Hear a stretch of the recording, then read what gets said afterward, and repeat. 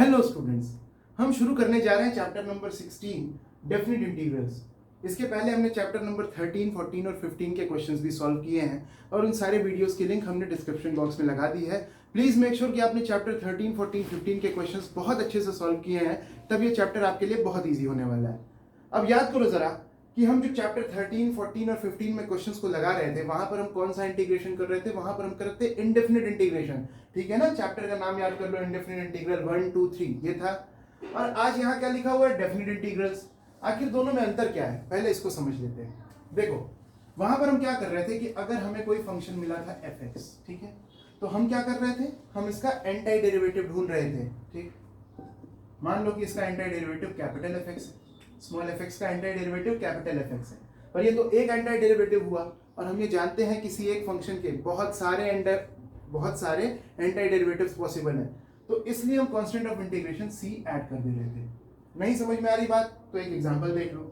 अगर मान लो आपको फंक्शन दिया है cos x, ठीक है, आप एक ऐसा फंक्शन चाहते हैं जिसको डिफरेंशिएट करके आपको cos x मिल जाए। ठीक, तो वो कौन फंक्शन है? तो आपने नाम लिया किसका? sin x का। ठीक, sin x को अगर आप डिफरेंशिएट करो तो आपको cos x मिल जाएगा। पर क्या सिर्फ sin x को डिफरेंशिएट करने पर ही cos x मिलता है, या ऐसे और फंक्शंस पॉसिबल हैं? Yes, there are many functions like this. एक उसका देख लो आप एग्जांपल, sin x + 7 है, या फिर sin x - 3e + 2π²। आप इन फंक्शंस को भी अगर डिफरेंशिएट करो तो आपको cos x मिलता है। तो यानी कि cos x के बहुत सारे indefinite number of anti derivatives possible है, इसीलिए उनको हम क्या कह रहे थे? उनको हम कह रहे थे indefinite integrals.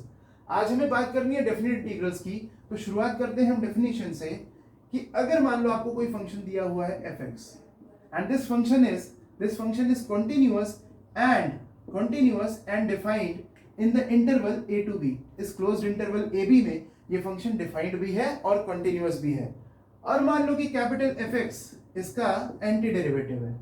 So by definition हम ऐसे लिखते हैं, देखो, तो जो डेफिनिट इंटीग्रल f(x) का वैसे डिनोट करते हैं a to b, जहां पर a को हम कहते हैं लोअर लिमिट, a हो गया लोअर लिमिट और b हो गया अपर लिमिट। ठीक है, upper limit small f(x) dx is given by f(x), capital f(x) a to b, जिसको हम ऐसे लिखते हैं f of b minus f of a। मतलब क्या किया हमने? फंक्शन के एंटी डेरिवेटिव को ढूंढा, जैसे यहां कर रहे थे वैसे ही ढूंढा, लेकिन ढूंढने के बाद हमने क्या किया? एक बार उसमें हमने अपर लिमिट की वैल्यू रख दी और दूसरी बार हमने उसी फंक्शन में x की जगह, अपने वेरिएबल की जगह लोअर लिमिट वाली वैल्यू रख दी, और इसका जो डिफरेंस आएगा, वो जो यूनिक वैल्यू आएगी, उसको हम कहते हैं f(x) का a से b के बीच में डेफिनिट इंटीग्रल। ठीक है, तो यहां पर हमें इससे एक यूनिक वैल्यू मिलती है, ध्यान देना, यहां पर हमें एक यूनिक कांस्टेंट वैल्यू मिलती है। यहां पर हमें कोई फंक्शन नहीं मिलेगा जैसे यहां पर कोई फंक्शन मिल रहा था, यहां पर हमें एक यूनिक वैल्यू मिल रही है गिवन फंक्शन के लिए गिवन इंटरवल में, इसीलिए हम इसको क्या कहते हैं? Definite integral. वहां पर indefinite number of answers possible थे गिवन फंक्शन के लिए, indefinite number of anti derivatives were possible, पर यहां पर क्या है? यहां पर आपको कोई यूनिक कांस्टेंट वैल्यू मिल रही है, इसीलिए इसका नाम क्या है? Definite integral. अच्छा, एक चीज यहां पर ध्यान दो कि यहाँ कांस्टेंट ऑफ इंटीग्रेशन कहाँ गया? सर आपने इसके एंटी डेरिवेटिव को लिया, कैपिटल f(x) को लिया, बाकी सारे एंटी डेरिवेटिव्स को क्यों नहीं लिया? मतलब प्लस सी क्यों नहीं लगाया? देख लेते हैं, अगर हम प्लस सी लगाते तो भी कोई फर्क नहीं पड़ता। देखो, f(x) + c, a to b। अब क्या होता है यहां पर हम क्या करते? एक बार इसमें अपर लिमिट रखते और इसमें से सब्ट्रैक्ट करते, इसी फंक्शन में, इसी एंटी डेरिवेटिव में एक बार लोअर लिमिट रख के, तो इससे आपको क्या मिलेगा? इससे आपको मिलेगा f of b minus f of a। ठीक है ना, सो कांस्टेंट ऑफ इंटीग्रेशन को बाय बाय कह दो। अब कांस्टेंट ऑफ इंटीग्रेशन करने के बाद लिखने की कोई जरूरत नहीं है, क्योंकि यहां पर हम कर रहे हैं डेफिनिट इंटीग्रल्स और यहां पर हमें एक यूनिक वैल्यू मिल रही है, इसकी तरह नहीं। तो ये है डेफिनिट इंटीग्रल्स की कहानी। अब देखते हैं चैप्टर 16 के पहली एक्सरसाइज 16A का पहला क्वेश्चन क्या है। क्वेश्चन नंबर 1 के फर्स्ट पार्ट में आपको इंटीग्रेट करना है cot x over the interval π/4 to π/2। ठीक, तो सिंपल है, आप cot x को इंटीग्रेट तो कर ही लोगे ना। cot x का इंटीग्रेशन आप जानते हो log mod sin x होता है। ठीक, प्लस सी मत बोलो भाई, प्लस सी की जरूरत नहीं है, बताया ना, प्लस सी की जरूरत नहीं है।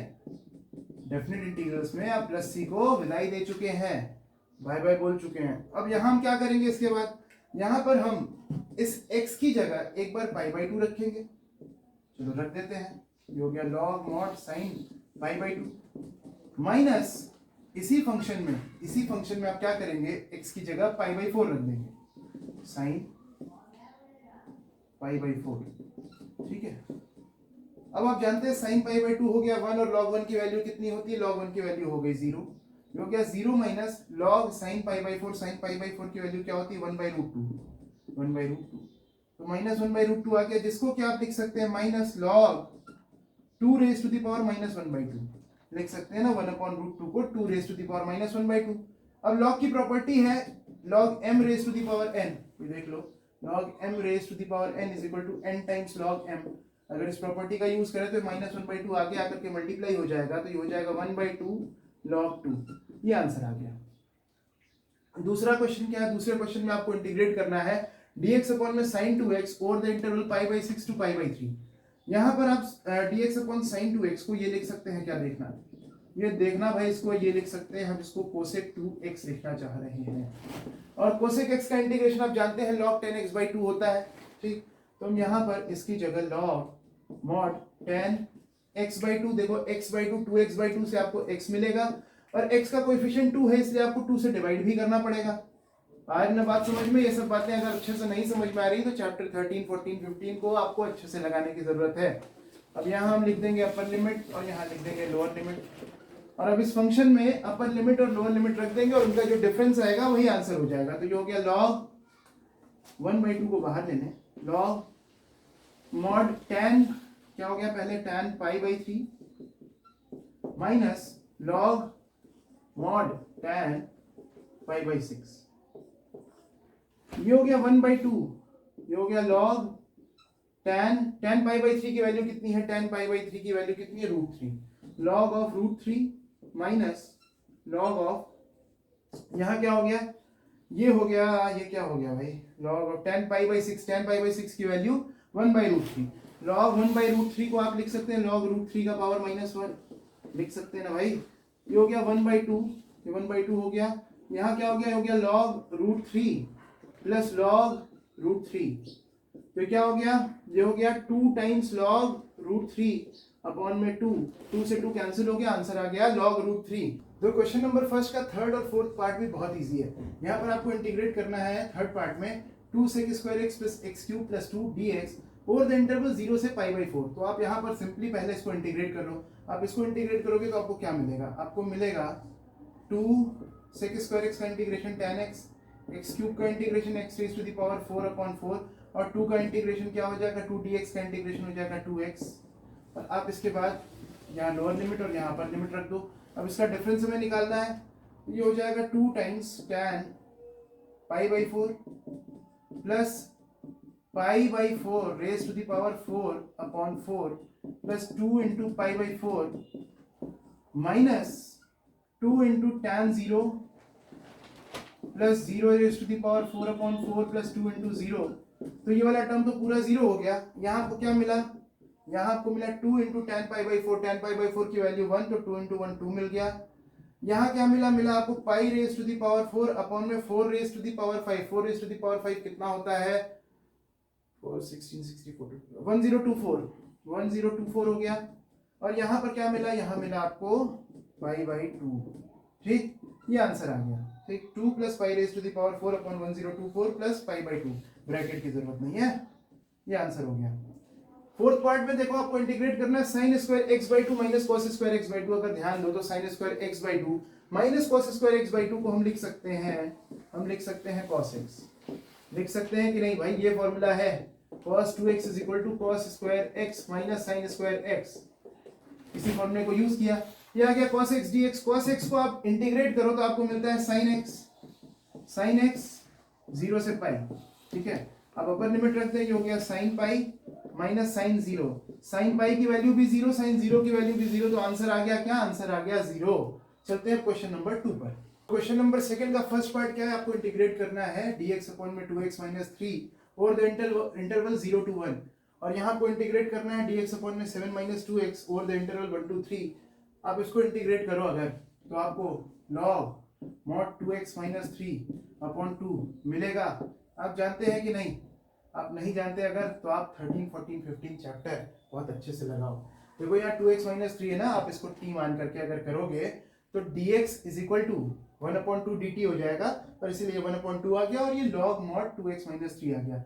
अब हम क्या करने वाले हैं, एक बार अपर लिमिट एक बार लोअर लिमिट इसमें रख दें, तो ये हो जाएगा 1/2 को तो बाहर कर दें, तो हो गया log 2 into 1 minus 3 log mod minus 1, ठीक है, और क्या हो गया माइनस log mod माइनस 3, जब 0 रखा तो यहाँ से क्या हो गया 1/2, ये हो गया log 1 की वैल्यू 0 हो गई, यहाँ हो गया माइनस log मॉड में माइनस 3 है तो log 3 हो गया, तो आंसर आ गया -1/2 log 3, है ना आसान।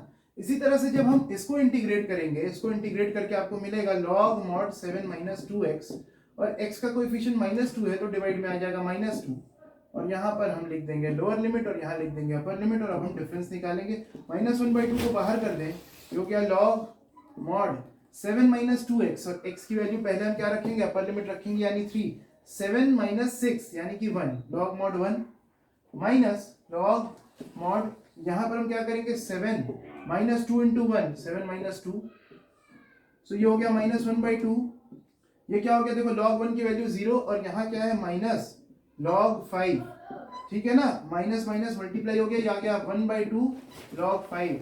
तो क्वेश्चन नंबर 2 बिल्कुल हंसते मुस्कुराते हुए आराम से कंप्लीट हो गया। सो स्टूडेंट्स, अभी इस वीडियो में इतना ही। ये एक इंट्रो वीडियो था जहां हमने आपको ये समझाया कि डेफिनेट इंटीग्रल्स एक्चुअल में होते क्या है, साथ ही साथ हमने 1-2 क्वेश्चंस लगा लिए जिससे आपका कॉन्फिडेंस बिल्डअप हो जाए, जिससे आपको ये समझ में आ जाए कि यहाँ पर कुछ खास नया नहीं करना है, जैसे इंडेफिनेट इंटीग्रल्स को सॉल्व कर रहे थे वैसे ही सॉल्व करना है, बस बाद में आपको अपर लिमिट और लोअर लिमिट फंक्शन में पुट करके उसका डिफरेंस निकाल देना है आंसर लाने के लिए। ठीक, तो अभी इस वीडियो में इतना ही। अगला वीडियो हम जल्द से जल्द लेकर के आएंगे और उसमें क्वेश्चन नंबर 3 और उसके आगे के क्वेश्चन सॉल्व कर रहे होंगे। तब तक आप खूब मन लगा के पढ़ाई करिए, अपना ख्याल रखिए, and I see you in the next video.